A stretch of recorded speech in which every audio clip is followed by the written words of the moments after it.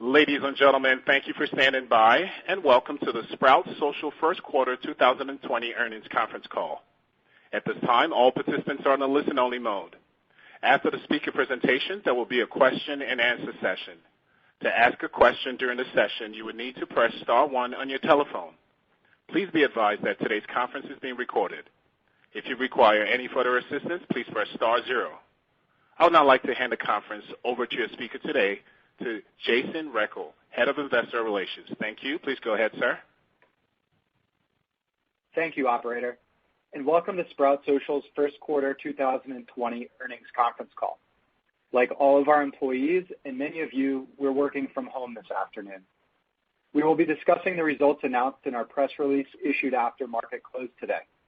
With me are Sprout Social's CEO, Justyn Howard, CFO, Joe Del Preto, and Senior Vice President of Global Sales, Ryan Barreto. Please note that we will be providing more transparency into our business than normal today in an effort to help our investors and analysts better understand how our business is performing through this period of economic volatility. You should not expect us to continue with this level of granularity in the future, and such disclosures should be considered as one-time in nature. Today's call will contain forward-looking statements which are made pursuant to the safe harbor provisions of the Private Securities Litigation Reform Act of 1995. Forward-looking statements include statements concerning financial and business trends, our expected future business and financial performance and financial condition, our guidance for the second quarter of 2020 and the full year 2020, and can be identified by words such as expect, anticipate, intend, plan, believe, seek, or will. These statements reflect our views as of today only, should not be relied upon as representing our views at any subsequent date, and we do not undertake any duty to update these statements. Forward-looking statements address matters that are subject to risks and uncertainties that could cause actual results to differ materially. For discussion of the risks and other important factors that could affect our actual results, including potential disruption from COVID-19, please refer to our annual report on Form 10-K filed with the Securities and Exchange Commission, our quarterly report 10-Q to be filed with the SEC, and our other periodic filings with the SEC. During the call, we will also discuss certain non-GAAP financial measures which are not prepared in accordance with generally accepted accounting principles. A reconciliation of these non-GAAP financial measures to the most directly comparable GAAP financial measures is included in our earnings press release, which has been furnished to the SEC and is also available on our website at investors.sproutsocial.com. And with that, let me turn the call over to Justyn. Justyn? Thank you, Jason, and good afternoon, everyone. Thank you for joining us today. The world has certainly changed since last time we were together, and we hope that you and your families are healthy and finding ways to make the best of this difficult situation. At Sprout, our first priority is the well-being of our people, our families, our communities, and our customers. To that end, we began implementing precautions in February and moved fully to work from home across the company in early March. We're fortunate to have no reported cases of COVID within the Sprout organization, and will continue to employ policies that not only keep our team safe, but also reflect our commitment to the well-being of those around us. I'm grateful that we have a team, customer base, and business model that have allowed us to respond quickly to this crisis and adapt with minimal disruption as things have quickly evolved. We'll share a lot of detail today around the impact and trends we're seeing within our business and how the rest of the year may unfold for Sprout. But in short, our diverse customer base, agile team, strong culture, and high-volume business model have allowed us to deliver a strong first quarter with healthy guidance into Q2 and an abundance of data to make thoughtful decisions as the crisis continues to evolve. We're also seeing some really interesting trends emerge around the acceleration of digital adoption by brands, with an increased reliance on social as a primary communication channel and many behavioral changes that we expect are likely to become permanent post-COVID. As we'll discuss, there were certainly challenges in March and April, and some that will remain to some degree for the foreseeable future. Many of our key operating metrics saw compression for a 2 to 3 week period beginning in mid-March, though many have recovered or are trending that way in the more recent weeks. We attribute this to a few things. First, Sprout has a very diverse customer base across segments and verticals with balanced exposure by market segment and industries. This has helped minimize the impact of the crisis on our business. Next, we were able to transition to work from home quickly, getting back to virtually full operational capacity within about a week. The majority of our new business implementation and account management has always been done virtually, so the adjustments to our customer-facing activities were minimal. We also benefit from a high-volume inbound funnel and rapid sales cycles that give us granular visibility into key metrics at a daily level. This has helped us quickly adapt and apply resources where they are most impactful. Lastly, the increased importance of social, both as a communication channel and an alternative to advertising, have led to strong engagement across industries, even some you would expect to be retreating. In fact, we closed our largest ever new business contract at the end of February and one of our largest expansion deals in April in the travel industry. While we have a lot to be encouraged by and we continue to invest in the growth of our business, we also believe it is important to address both the gravity of the global situation and the uncertainty that will remain for some time. We are operating from a conservative position and will lean back into an aggressive posture as we see indicators that it's wise to do so. Fortunately, as I mentioned, we operate with high visibility of our key metrics, so we feel well equipped to adjust our posture quickly as needed. If we continue to execute on our strategy, we believe we'll be positioned to capture disproportionate market share and accelerate out of this turn. This visibility has also allowed us to be responsive to our customers and their evolving needs during this crisis. Understanding which of our customers have been most impacted has allowed us to devote resources to their well-being and success, to develop joint efforts with our network partners for COVID relief, facilitate peer discussions among our customers, and develop resources to help them navigate this situation. Internally, this visibility has allowed us to quickly shift resources to react to customers and verticals where we've seen demand increase, particularly in the enterprise segment where we see increased engagement and our competitive advantages have become increasingly compelling as customers grow averse to long sales cycles, expensive and lengthy implementations, and services-heavy platforms. While this is an incredibly difficult time globally, we feel fortunate to have a team that has adapted well, the ability to adjust quickly, and the flexibility to keep our teams healthy and be there for our customers. Now I'll spend a few minutes going over our first quarter performance, as well as provide some color on how we're thinking about Q2 and the rest of the year. We had an excellent first quarter with strong momentum across the entire business. Our total revenue for the first quarter was up 31% year over year to $30.5 million, and organic revenue grew 41% year over year. We exited Q1 with an ARR of $124.6 million, up 30% year over year, and our organic ARR of $123.1 million was up 39% year over year.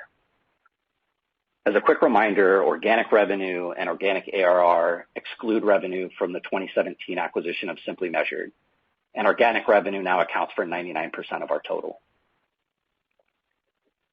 We saw acceleration in our performance relative to Q4 across virtually every metric. The investments we're making, strong demand, and increased efficiencies led to remarkable performance across the board, despite heavy headwinds in March. We also introduced dozens of new product capabilities for our customers in Q1, and were recognized by G2 and TrustRadius in their annual software awards, winning in 9 separate categories, including the top product, best software company, and highest customer satisfaction. This is especially rewarding for us because this recognition is based on thousands of customer reviews. Looking forward to Q2, we expect another relatively strong quarter, as Joe will share in more detail shortly. As we think about guidance for Q2 and the rest of the year, we wanted to provide some additional transparency in how we're modeling projections to help you with your own assumptions. As I mentioned, we saw distinct compression in many of our key metrics beginning in mid-March. New business demand and churn all fell below our typical range, with churn specifically dropping below 1 standard deviation from our norms, measured against the 90-day period pre-COVID. Fortunately, we've seen those metrics return within the expected ranges, with some exceeding prior ranges on the demand side, beginning the week of April 6th. Some volatility remains, but we have good visibility and remain optimistic that we took the brunt of the impact during that 3-week period. We would expect those declines to flow through our typical sales cycle of 35 to 45 days, with the bulk of new business impact seen in April and May. More specifically, we saw demand in the form of trials and demo requests, which are our primary sources of pipeline, fall below our normal ranges from March 16th to March 26th. Beginning the week of April 6th, demand recovered and has been above pre-COVID ranges each week since. While it's harder to quantify the quality of demand during this period, at this time we feel good about the recovery and customer interest. Contraction, which is a combination of gross churn and downgrades, fell below our norms from March 23rd to April 6th. Beginning of the week of April 6th, those levels came back within our normal ranges for the remainder of April. Expansion saw a slightly longer rate of compression, but has remained within our 90-day pre-COVID norm ranges in the month of April with a steady recovery trend. And finally, new business has remained within our pre-COVID ranges throughout this period, with the exception of the week of April 6th, where it fell below those levels briefly. While we're seeing positive indicators in the data, we feel it's appropriate to remain prudent with our guidance, as there are still many unknowns related to COVID, including the speed of economic recovery, stimulus delivery, prolonged business disruption, or future waves of the virus. The low end of our guidance assumes that we see no improvement to our business relative to what we saw in March and April for the remainder of the year. The midpoint and high end of our range reflect marginal improvements to the business, consistent with the trends we've seen during April, the variation based on how quickly those trends stabilize. Before I pass the call off to Ryan, I want to wrap up by saying that I'm extremely proud of our team, our ability to adapt, and the execution we've seen over the past few months. Our platform has been as critical as ever for our customers during this time, and we expect this expanded reliance on social channels to continue post-COVID. We've seen our efficiency remain steady through this transition and continue to deliver value and new capabilities to our customers at our usual rapid pace. We believe our focus on world-class products and our deep commitment to our people and our customers keep us well positioned to capture market share in this large, expanding, and increasingly important category. And with that, I'd now like to turn the call over to our Senior Vice President of Global Sales, Ryan Barreto, who will walk you through some of our customer success stories from this quarter. Thanks, Justyn. And thanks again to everyone for joining us. I've been really proud to see how our team has responded in this environment. We've led with empathy and in the process put many of the Sprout values on display. I'd like to take a few minutes to discuss some of our key customer wins this quarter and share some of the exciting ways our customers are leveraging the platform. Our value proposition is resonating, and we're really excited by what we see ahead.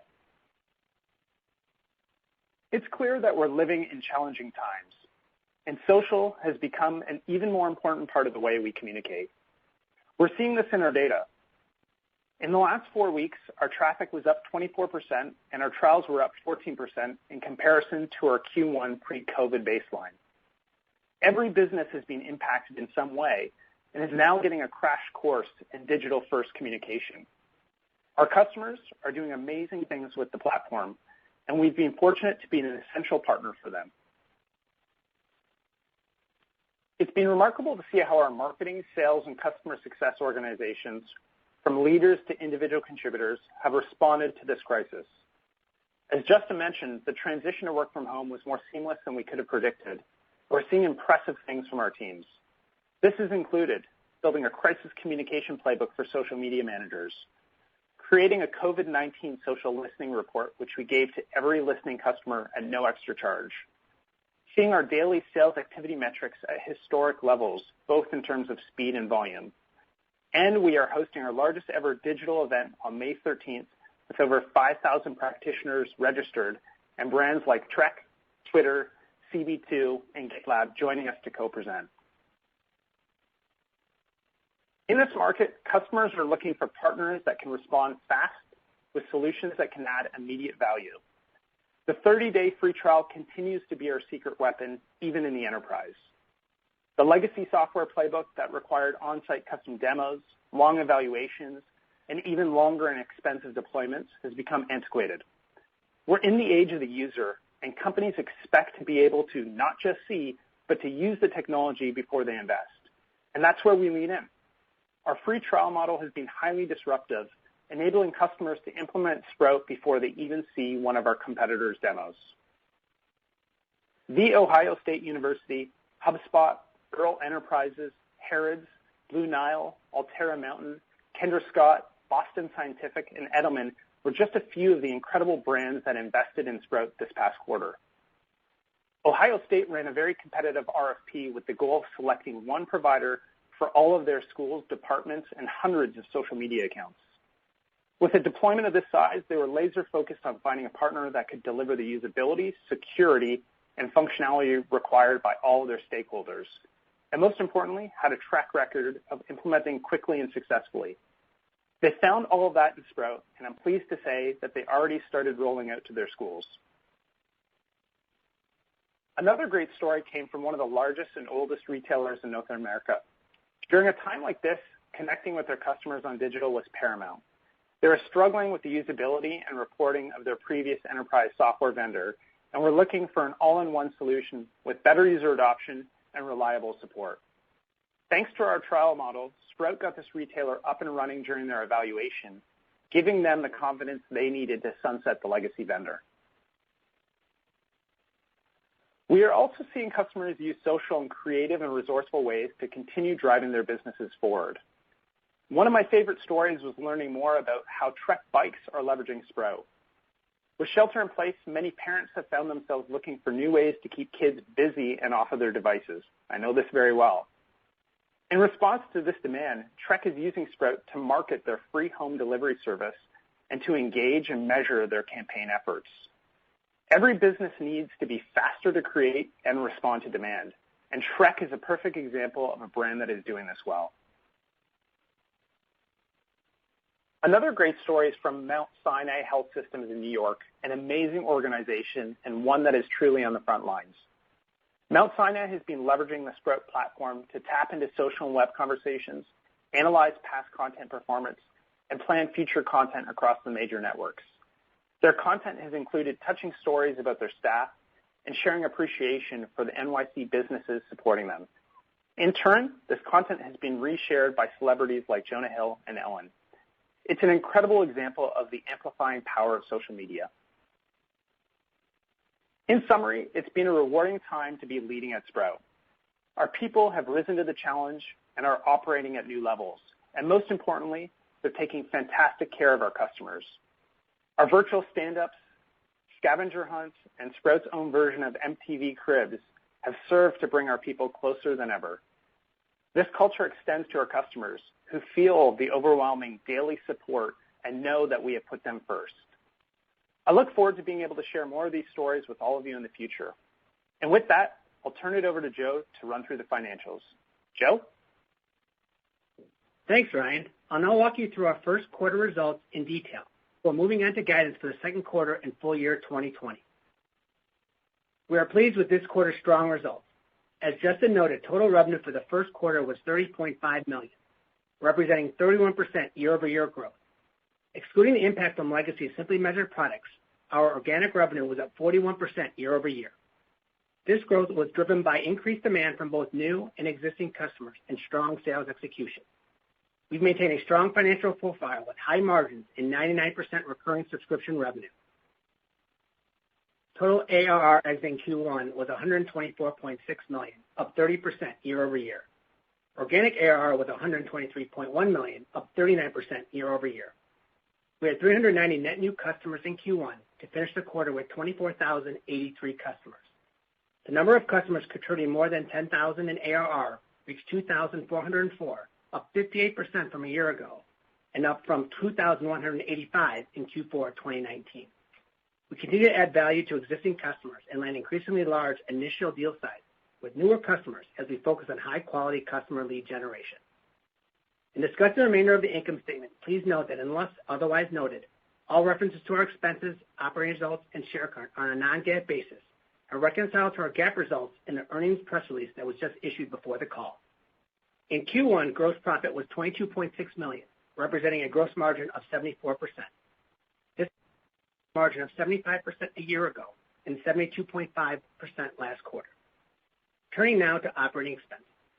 As Justyn touched on, we have granular daily visibility into our key metrics, which will inform our investment decisions both through this crisis and over the long term. With very short sales cycles, we feel well equipped to adjust our posture quickly and as needed. Sales and marketing expenses per Q1 were $13.4 million, or 44% of revenue. down from 45% a year ago.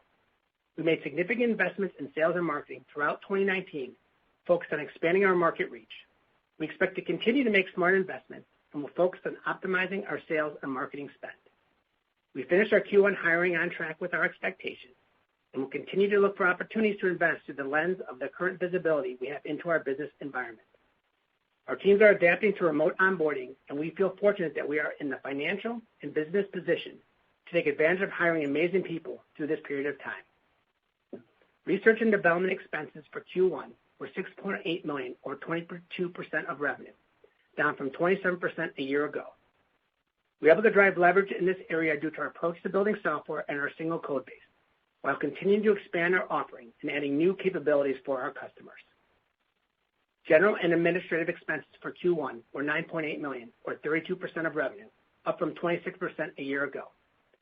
This growth was primarily a function of public company expenses, which we did not have in Q1 2019, and the expansion of our annual corporate training. We expect general and administrative expenses to decrease as a percentage of revenue as we continue to scale our operations over time. Non-GAAP operating loss for Q1 was $7.4 million, for a negative 24% operating margin. This compares with a negative 23% operating margin a year ago. We did, however, outperform our expectations due to high incremental leverage from revenue outperformance. Non-GAAP net loss for Q1 was $6.96 million, or a net loss of 14 cents per share, compared to a net loss of $5.2 million a year ago. Turning to the balance sheet and cash flow statement, we ended Q1 with $137.4 million in cash and cash equivalents, up from $135.3 million from the end of 2019. During Q1, we executed the green shoe following our December IPO, resulting in net cash flow proceeds of $10.0 million. Deferred revenue at the end of the quarter was $34.1 million. Looking at both our billed and unbilled contracts, our remaining performance obligations, or RPO, total approximately $47.5 million, up from $42.1 million exiting 2019. We expect to recognize approximately 88%, or $41.8 million, of total RPO as revenue over the next 12 months.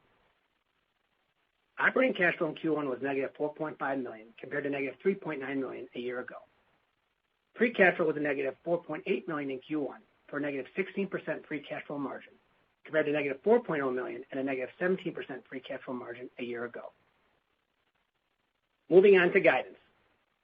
For the second quarter of fiscal 2020, we expect total revenue in the range of $31.1 million to $31.2 million, or a growth rate of roughly 26%. We expect our organic growth rate to be mid to high single-digit percentage points faster than our total reported growth rate. We expect non-GAAP operating loss in the range of $8 million to $7 million. As Justyn discussed, we are continuing to invest in our products and our people in support of our long-term growth. In certain segments, we see opportunity to increasingly leverage our competitive advantages. But to be clear, we are tracking our business on a daily basis to ensure we are optimizing our pace of overall investment. Historically, our free cash flow margins have been a couple hundred basis points better than our operating margin. However, we are building relationships for the long term and are working with customers that have been adversely impacted by this crisis on flexible billing and payment terms. As a result, we would expect Q2 free cash flow margin to be roughly similar to our operating margin. To the extent that crisis persists, this dynamic could persist into Q3. We expect non-GAAP net loss per share between 15 cents and 14 cents, assuming approximately 50.5 million shares.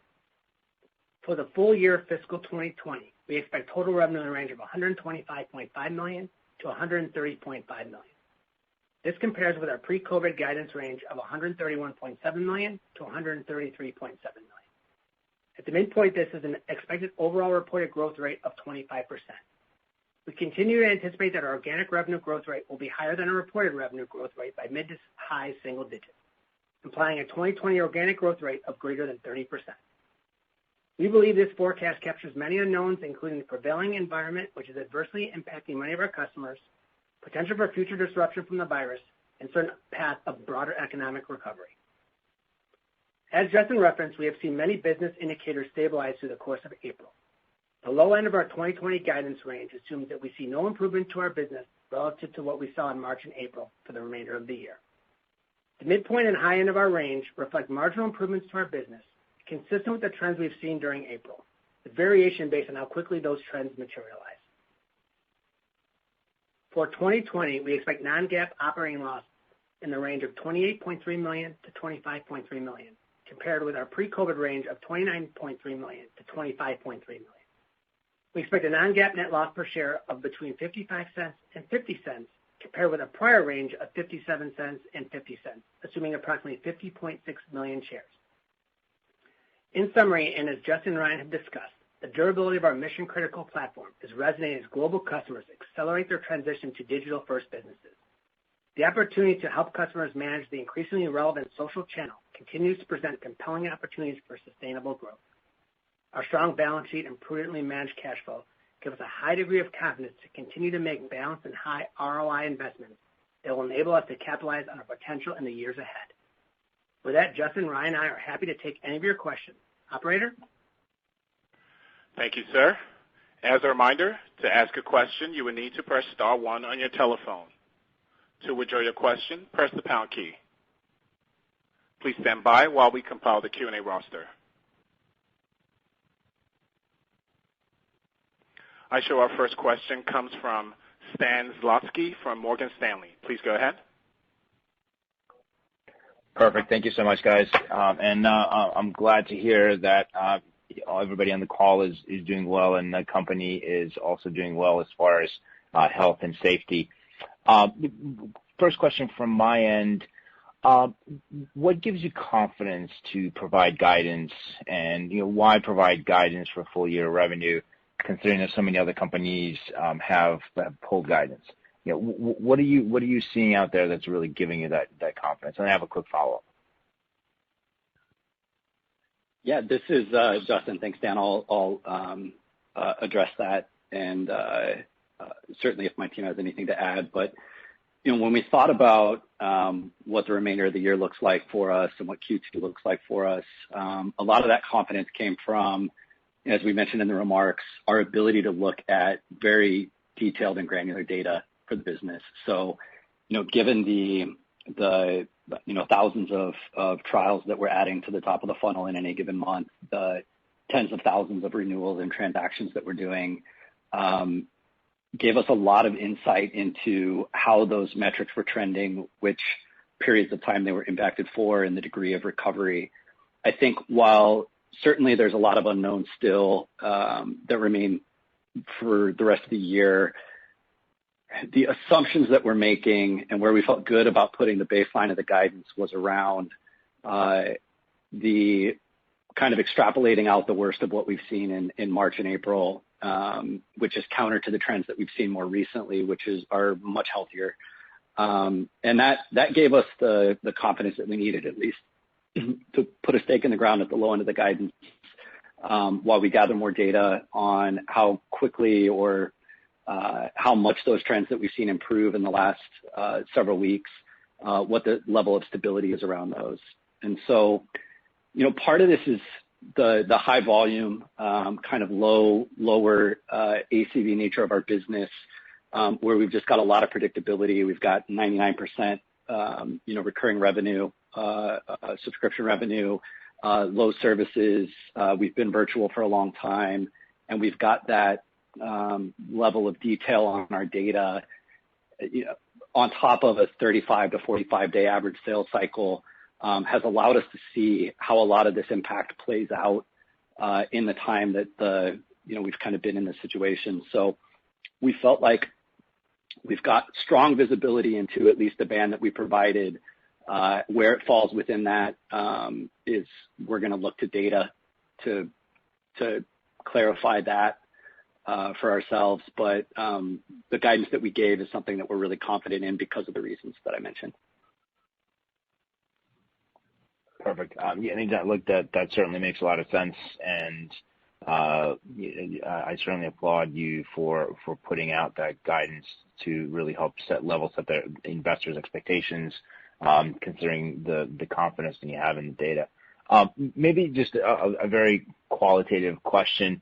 In as much as you started to see improvements in April, what are you seeing specifically around brand new business activity around in April? What's really bringing customers to pull the trigger on buying Sprout social software in the current environment? And, why do it now rather than, be so easy to say, hey, let's kick the can down the road 6 months and figure it out later? That's it for me. Thank you. Thanks, Sam. This is Ryan. Happy to jump in and answer that. I think it's really twofold in terms of what we're seeing in terms of our customer base. One, we've got this advantage where, as Justyn mentioned before, highly data-driven, we're seeing good traffic and inbound trials in. And the themes with those customers are either A, they've needed to really start to prioritize social more than they were before, and they need a platform today because digital and specifically social has become the most important channel to market, to communicate, to support their customers. So it's one of those things where they just need to get there and do it today, and they weren't doing it effectively before, or they were on a platform that wasn't working really well. And for those customers, these challenges could certainly be amplified at this time, right? You've got more traffic coming in through your social channels. You've got more of a need to engage. And if the platform that you have right now isn't easy to use, you're not getting the data that you need from the analytics portion of that platform, that would cause you to raise your hand and seek help. The secondary point for us there is that with our free trial model, we're able to get all these customers, including the enterprise customers, into the trial and actually using the platform. So they're proving for themselves that it's going to work exactly the way they need it to on a go forward. And so that's certainly been a big helping hand for us in engaging customers and getting them through the buying process. Perfect. That's very helpful. Thank you, guys. Thank you. Our next question comes from Chris Merwin from Goldman Sachs. Please go ahead. Hi, this is Kevin on for Chris. Thanks for taking my question. Maybe can you talk about adoption trends for some of your add-on products like listening, premium analytics, and reputation, and maybe what you're seeing across mid-market and the enterprise, and if you've seen kind of a recovery in adoption trends in recent weeks. Yeah, thanks, Kevin. This is Ryan. Happy to jump in there. Both of those products, both the listening and the analytics products, are performing really well. Listening ARR grew nicely in Q1, and in fact, premium analytics to this point is tracking ahead of listening from an ARR perspective after a similar period of time in the market. The value proposition is definitely resonating, and we're feeling really good about the ROI that both products are providing to customers. And part of this is just, we know that people are engaging on social media in a very different way. It's changing in terms of the engagement that they have and the types of messaging that is resonating with them. And having access to this social data through listening and analytics is providing these brands, these customers, with critical insights that can help them shape their content, their promotions, their competitive positioning, and even their product development. And they get this rich information from both our analytics and listening product in a way that they can take action. So that's definitely been resonating in the marketplace. And the final thing I would just say there is both of these products need to live alongside of the rest of your core platform. And that's what they get in Sprout. They get the listening and analytics alongside of the publishing and engagement. And that's been a pretty big differentiator for us. So really good progress within Q1 and continuing to see a lot of value from those products. Great. Thank you. Thank you. Our next question comes from Tom Roderick from Stifel. Please go ahead. Hi, Justyn. Hi, Joe. Hi, Ryan. Great to hear from you guys, and great to hear that everyone's doing well. I guess I'd love to hear sort of anecdotally a little bit more about this what sounded like a pretty large travel deal that was signed in April. Maybe you could provide some anecdotes behind the customer's urgency in getting that done, but particularly in light of their end industry. Can you just share some dynamics about sort of what pushed them over the edge and how real time they're looking to engage the social channel in a world in which they may not be able to touch their customers in a traditional manner? Yeah. Hey, Tom. This is Ryan. Happy to jump in. That is a great example, and Justyn alluded to it previously in the script as well. We've seen it in travel. We've seen it in restaurant. We've seen it in hospitality. A lot of these organizations, which you would think are not spending, not investing in this area absolutely are, because they still have a need to ensure that they're engaging their communities and their customer base. And now more than ever, right? If they are going to get out of this on the other side and be thriving in this market, they need to lean into digital channels, specifically in social. And so this organization that Justyn alluded to, a perfect example right now that is needing to stay closer to their customer base. They're, as you might imagine, from a customer care perspective, have an influx of customers reaching out to them to talk about things like credits and rebooking, and to just generally understand where their business is and how to be supporting customers in the future, what travel will look like in the future. And then on top of that, from just a marketing perspective as well, it's really important, even while these brands can't necessarily have as many customers or any customers traveling right now, the ability to stay in touch with them and keep that brand front and center within the consumer's mind is critical. So certainly in that market and travel, we've seen it, and in some of the other ones that have highlighted as well, they've got the same dynamics behind them. Outstanding. That's really helpful. Justyn, this one might be for you, but I'll let any of you handle it that want to take it. But it certainly sounded like you were kind of ahead of the curve in moving your employee base to a work-from-home environment, and I think the low-touch model historically is something you were already adept with. So I guess now that we're starting to say, hey, things are turning back up a little bit, how soon they get there is a question mark, right? But as you think about turning the world back on and trying to get employees back into the office, can you share with us some of your thoughts about, how and when you'd like to see that happen? And is there any urgency, given that you seem pretty comfortable with the sort of low-touch sales model and the manner in which your employees are working virtually quite well? Yeah, happy to speak to that. I think there's a lot of conversation, as you can imagine, going on around what return to normalcy looks like. I think the key things for us, we were early adopters in the sense of we moved to work from home pretty quickly relative to most organizations, and I would say that you would expect us, or you can expect us, to be a late adopter in terms of going back. We certainly want to make our offices available to those who are struggling to work remotely, either due to living conditions or childcare or whatever it might be. That's going to be a different situation for everyone, and we want to make sure that that's possible when needed, when it's safe, and when it's feasible to do so. But to your point, we're seeing productivity across the organization, as high or higher in some cases than it's ever been. And that gives us a lot of flexibility in making sure that we're being really thoughtful about what that return looks like. That we don't have the pressure, our sales cycle, our customer support, our success, even our deployments have been remote always. So it's not something where we need to be trying to balance between the health and safety of the team and our families versus the productivity of the organization, because the productivity is there, and it's been outstanding and something that we're really proud of. So, we're going to be thoughtful. We're not in a hurry, as you said, and we're going to be really making sure that we're prioritizing the team and the families as we think about what that looks like. Outstanding. Thank you. Congratulations on getting everything done from afar, and looking forward to see you again in person sometime soon. Take care. Thank you. Thank you. Our next question comes from Arjun Bhatia from William Blair. Please go ahead. Hey, guys. Thanks for taking my question, and hope you're all doing well.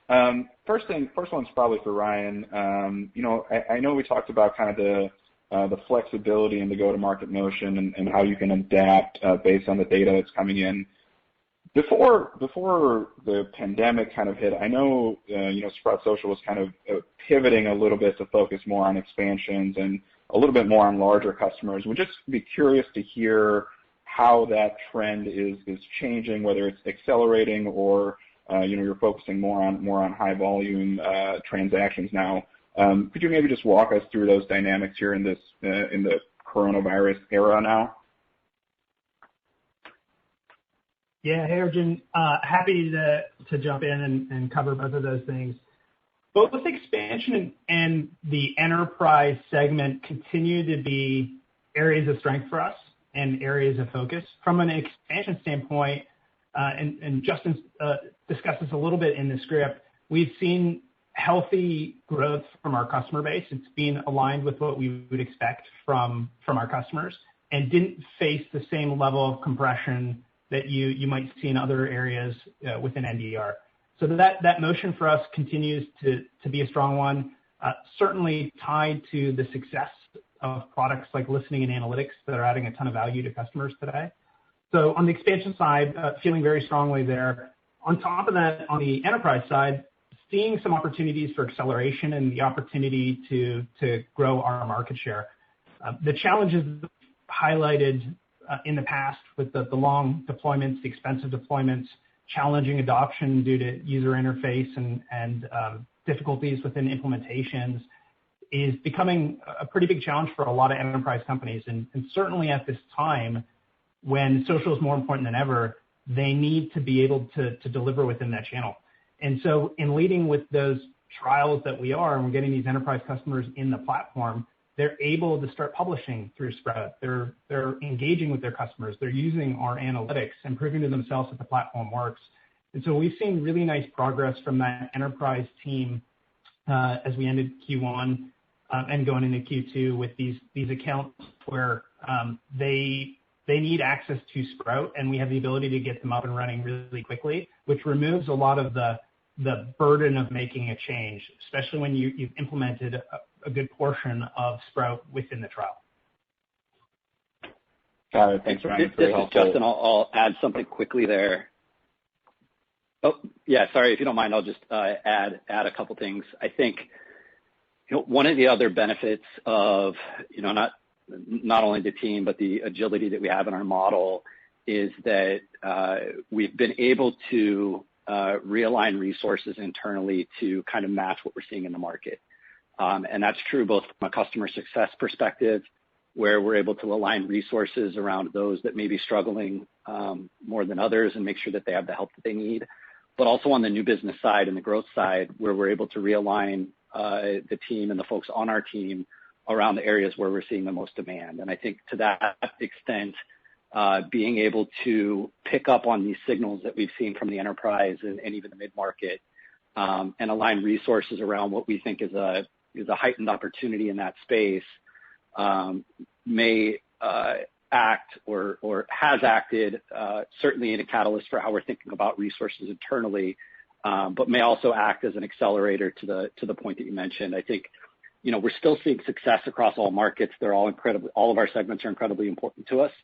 But when a shift like this happens, our ability to react to that, use the data to say, hey, this is where we need to be pointing our people and our time, whether it's to support them or because that's where the demand is, I think has been really, really valuable for us. Perfect. And a quick follow-up, if I can, on listening specifically. Ryan, it sounded like you mentioned that the current demand environment is still strong. But if I think about the pipeline, I know these deals have generally taken longer than kind of the core product, and it's a little bit more of an involved sale. Are you seeing customers, when they talk about maybe deploying this now or in the future, that they're saying, maybe I want to put a pause on deploying listening, or are those deals progressing as you would usually expect, despite kind of the macro uncertainty that's there in the environment? Yeah, Arjun, good question. In the mid-market and enterprise space, we're still seeing good acceleration on those listening deals. Majority of time, they are acquiring those products with the rest of the core platform. They see it as part and parcel of the entire solution that they need, and we're certainly leading with that as the main value prop in that unified platform. In the SMB market, in the agency market, where they may not be as familiar with listening, and that may not be the reason that they showed up within our pipeline, those deals are certainly harder to close within the environment today. They're looking for the bare essentials. I see those as good seed and grow opportunities, but those have had more challenge compared to the mid-market and enterprise. Great. Thanks for taking my questions, and congrats on a good quarter. Thanks, Thank you. Thank you. Our next question comes from David Hynes from Canaccord. Please go ahead.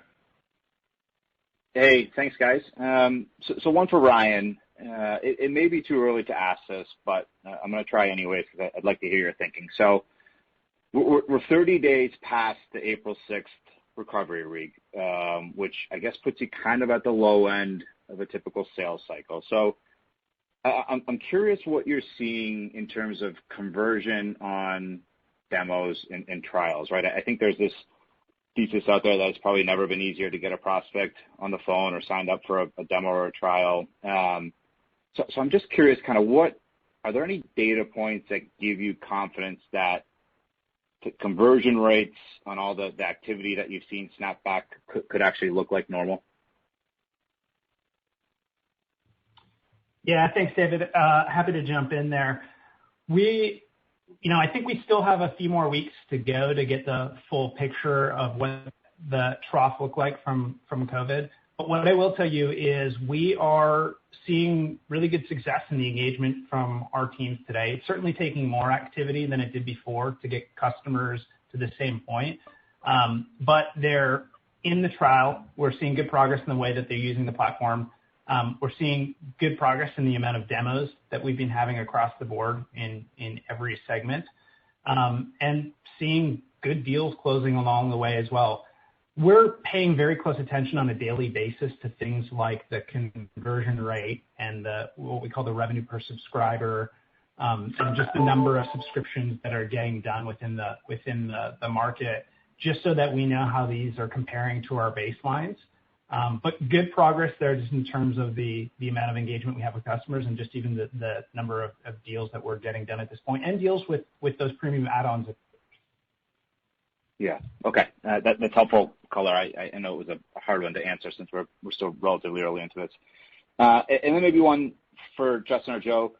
I assume the answer to this is no based on what you've said, but anything you're seeing that changes your thinking in terms of timeline to profitability for the business? Yeah, from my perspective, and Joe, please chime in. But my perspective is that there's some counterbalancing things that are happening in the business, as you can see, both from the performance as well as our projections. I think the net impact is that we're not thinking about that timeline of profitability differently at this point. Yeah. Okay. Very good. That's helpful, guys. Thanks very much. Thank you. Yep, thank you. As a reminder, to ask a question, you will need to press star one on your telephone. To withdraw your question, press the pound key. Our next question comes from Alex Kurt from KeyBanc Capital Markets. Please go ahead. Yeah, thanks, and good to hear that everyone's safe and healthy at Sprout. Just a clarification for Joe, then kind of more of a demand question for the rest of the team. Just where G&A should trend. I think you had mentioned kind of the linearity of G&A, so just, if you could go back to that, I'd appreciate it. And then for the broader question, you guys had a blog post a week or two ago that kind of outlined kind of demand trends by vertical, and maybe using that as a reference point, talk about maybe where you're seeing some challenges and where you're seeing some upside, and then also stripe that across like SMB versus like larger accounts. So those are the two core questions here. Yeah, I'll take the G&A question first, Alex. On the G&A side for the quarter, the spike you saw was for a couple of reasons. One was it was our first quarter public company expenses that we didn't have in Q1 of 19, and then our increase in our annual kind of training in the quarter. But if you look out, the way I kind of look at it is you can expect that to fall back down into the low to mid 20% range of revenue on a go-forward basis. Got it. And maybe a quick clarifying question on the second half of that. You mentioned kind of the blog post and what we're seeing.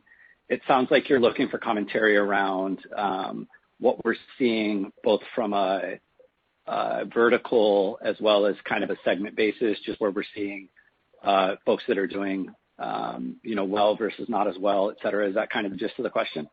Yeah, exactly. So when we look at this, the change in the guidance and just how you're thinking about, just a little bit more context in who's outperforming and underperforming. Cool. I'm going to put Ryan back on the spot then. Yeah, happy to answer that, Alex. In terms of where we've seen a lot of success on the vertical side and continued demand, it's in places like government, higher education, gaming, tech have all been really strong. We've seen really good inbound demand from all those organizations, good acceleration on deals. In terms of compression or pressure, certainly have seen that in a good portion of the SMB market, and then in parts of the agency market, mostly on the small side of agency. Those are probably in the areas where the impact's mostly being felt. In terms of opportunity and growth, we've traditionally had good strength from the mid-market and enterprise, and that's continued to be the case. All are growing, but the mid-market and enterprise continue to kind of lead the pace for us. Okay, thank you. Thank you. I show no further questions in the queue. At this time, I'd like to turn the call over to Mr. Justyn Howard, CEO and co-founder, for closing remarks. Great, thanks. Okay, so thank you all for spending some time with us. We look forward to spending more time with you in the coming months. We'll be spending some time with investors virtually. We'll be attending the Stifel Cross-Sector Insights as well as the William Blair Growth virtual conferences in early June, and have other opportunities, and we look forward to that time with all of you. In closing, I just want to again thank our employees, our customers, and our partners for their hard work and support, and for helping close a terrific quarter. More importantly, we're grateful for the hard work and agility on everyone's part to adapt quickly to the situation that we're all facing together, and making sure that our team and customers are well supported. And on behalf of the entire team, we also want to thank the frontline and healthcare workers who are helping keep everything running. So thanks again. We'll look forward to talking to you soon. Appreciate your time today. Ladies and gentlemen, this concludes today's conference call. Thank you for participating. You may now disconnect.